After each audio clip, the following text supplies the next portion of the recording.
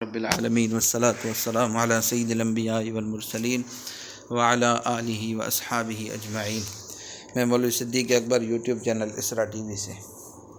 Number 3، مزید برآں جاگیر شاہی کا جو کچھ بھی خاتمہ ہوا تھا وہ اس لیے نہیں کہ اس نو وارد امت کو جاگیرداری سے نفرت تھی۔ شہنشاہیت نواز اور سامراج پرست قوم جاگیرداری سے کس طرح نفرت کر سکتی ہے، بلکہ صرف اس لیے تھا کہ ہر ایک جاگیر اور ریاست کے ختم کرتے وقت ان سفید درندوں کے ہاتھ جس طرح لوٹ مچاتے تھے، اس میں لاکھوں کروڑوں روپے کا فائدہ شخصی طور پر خود ان مہذب غارت گروں کا ہوا کرتا تھا۔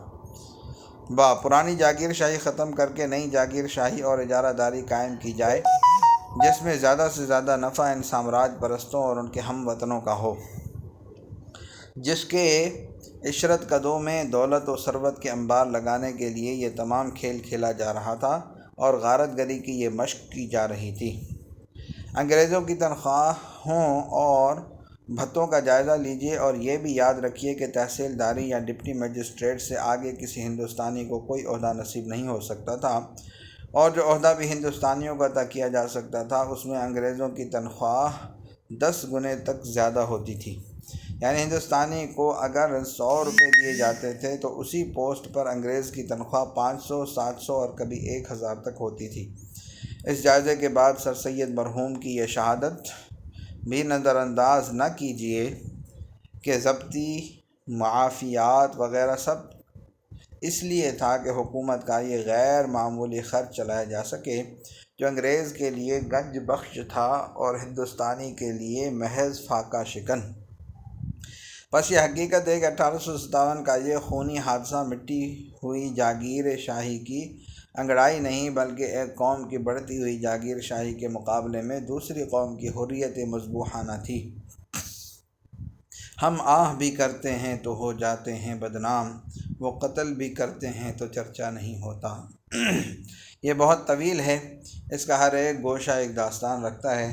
تنخواہوں کا تفاوت، مال گزاری کا اضافہ، وصول مال گزاری کے لیے جائیدادوں کا نیلام کے دل آزار و توہین آمیز طریقے، سود اور سود در سود کا رواج وغیرہ۔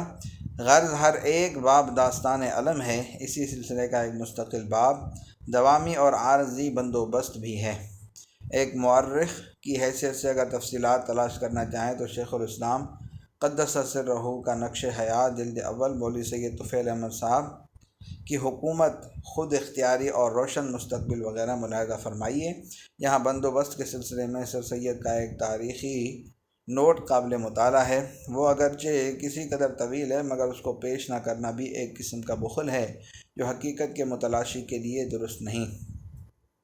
سر سید صاحب تحریر فرماتے ہیں، بندوبست مال گزاری جو ہماری گورنمنٹ نے کیا نہایت قابل تعریف ہے، مگر اگلے بندوبستوں کی نسبت سنگین ہے۔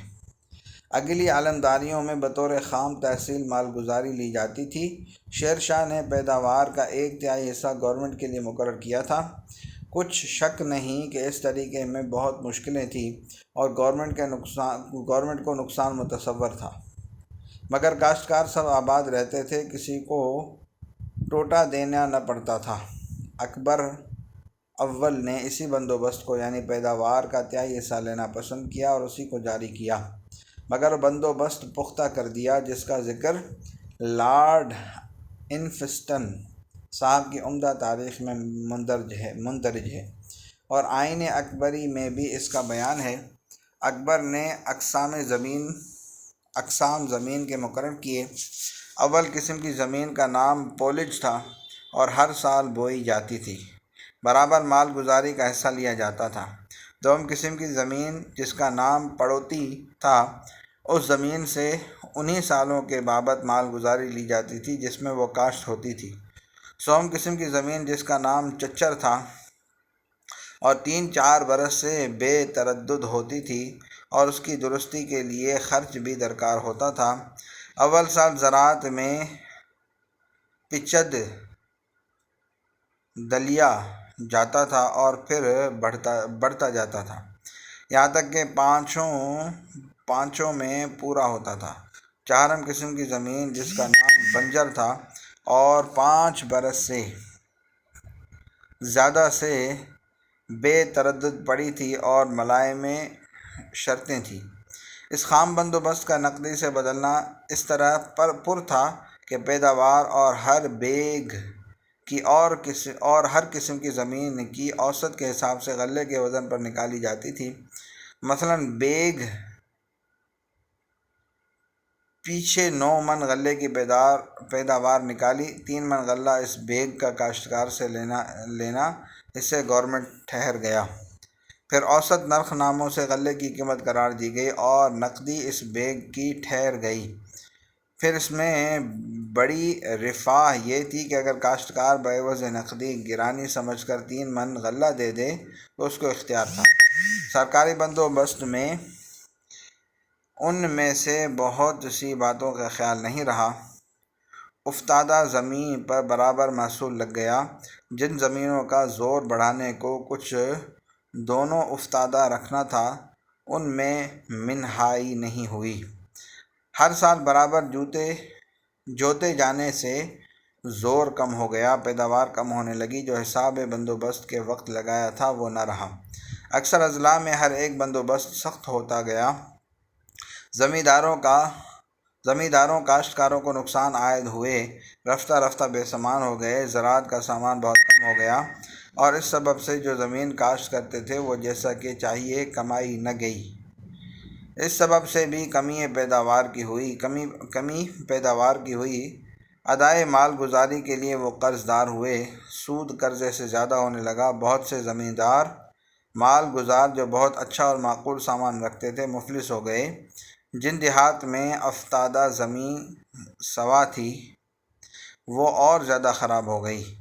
آنریبل ٹامس صاحب بہادر اپنے ہدایت نامے کی دفعہ 64 میں لکھتے ہیں کہ آئین نہم 1833 عیسوی کے بندوبست میں علی العموم یہ بات نظر آتی ہے کہ اچھی دیہات کی جمع کچھ نرم تجویز ہوئی اور خراب دیہات کی جمع سنگین ہو گئی۔ زمینداروں کی ناجائز منفعتیں جاتی رہیں۔ اگرچہ یہ بات بہت اچھی تھی مگر بندوبست کے وقت اس کی رعایت چاہیے تھی۔ غرض کے ان اسباب سے زمینداروں اور کاشتکاروں کو مفلسی نے گھیر لیا تھا جس کے سبب باوجود اس امن و آسائش کے جو زمینداروں کو تھی ان کے دل سے پچھلی علمداریوں کی یاد بھولتی نہ تھی۔ خاتمہ بحث اور خلاصہ۔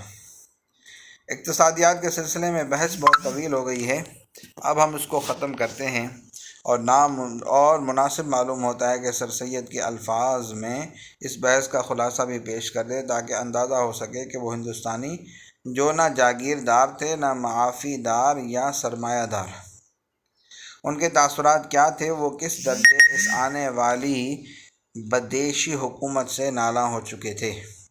ہندوستان کی رعایا روز بروز مفلس ہوتی جاتی تھی۔ ٹیکس کی زیادتی نے زمینداروں اور کاشتکاروں کو تباہ کر دیا تھا۔ بقایا وصول کرنے کے لیے زمینداریاں نیلام کرائی جاتی تھی جو ہندوستان میں بالکل نیا دستور تھا۔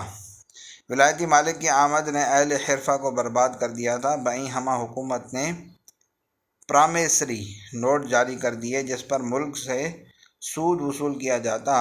اگلی علمداریوں میں شاہی انعام و اکرام آسودگی رعایا کا ایک مستقل ذریعہ تھا۔ جب شاہ جہاں تخت پر بیٹھا تو صرف تخت نشینے کے دن 4 لاکھ بیگھہ زمین اور 120 گاؤں اور لاکھوں روپے انعام دیے تھے۔ یہ بات ہماری گورنمنٹ میں یک قلم مسدود تھی، بلکہ پہلی جاگیریں بھی ضبط ہو گئی تھی۔ اس عام افلاس کا نتیجہ تھا کہ جب باغیوں نے لوگوں کو نوکر رکھنا چاہا تو جیسے بھوکا آدمی قحط کے دنوں میں اناج پر گرتا ہے اسی طرح یہ لوگ نوکریوں پر جا گرے۔ بہت سے آدمی صرف آنا یومیہ پر نوکر ہوئے تھے اور بہت سے آدمی سیر 1.5 سیر یومیہ اناج پاتے تھے۔ آخر میں سر سید مرحوم نہایت جوش سے لکھتے ہیں، غرض کہ ملک ہر طرح سے مفلس ہو گیا تھا۔ اگلے خاندان جن کو ہزاروں کا مقدور تھا معاش سے بھی تنگ آ گئے تھے اور یہ اصلی سبب ناراضگی رعایا کا گورنمنٹ سے تھا۔ لوگوں کے دل جو تبدیلی علمداری کو چاہتے تھے اور نئی علمداری کے لیے راغب اور دل سے اس سے خوش تھے، میں سچ کہتا ہوں کہ اسی سبب سے تھے۔ ہم سچ کہتے ہیں اور پھر ہم سچ کہتے ہیں کہ ہم بہت سچ کہتے ہیں کہ جب افغانستان سرکار نے فتح کیا تو لوگوں کو بڑا غم ہوا۔ کیا سبب تھا؟ صرف یہ سبب تھا کہ اب مذہب پر اعلانیہ دست اندازی ہوگی۔ جب گوالیار فتح ہوا، پنجاب فتح ہوا، اودھ لیا گیا تو لوگوں کو کمال رنج ہوا۔ کیوں ہوا؟ اس لیے ہوا کہ ان پاس کی ہندوستانی علمداریوں سے ہندوستانیوں کو بہت آسودگی تھی، نوکریاں اکثر ہاتھ آتی تھیں، ہر قسم کی ہندوستانی اشیاء کی تجارت بکثرت تھی۔ ان علمداریوں کے خراب ہونے سے زیادہ افلاس اور محتاجی ہوتی جاتی تھی۔ وصلی اللہ تعالیٰ علی حبیب سیدنا محمد وعلی آلہ وصحبہ اجمعین برحمتک یا ارحم الراحمین۔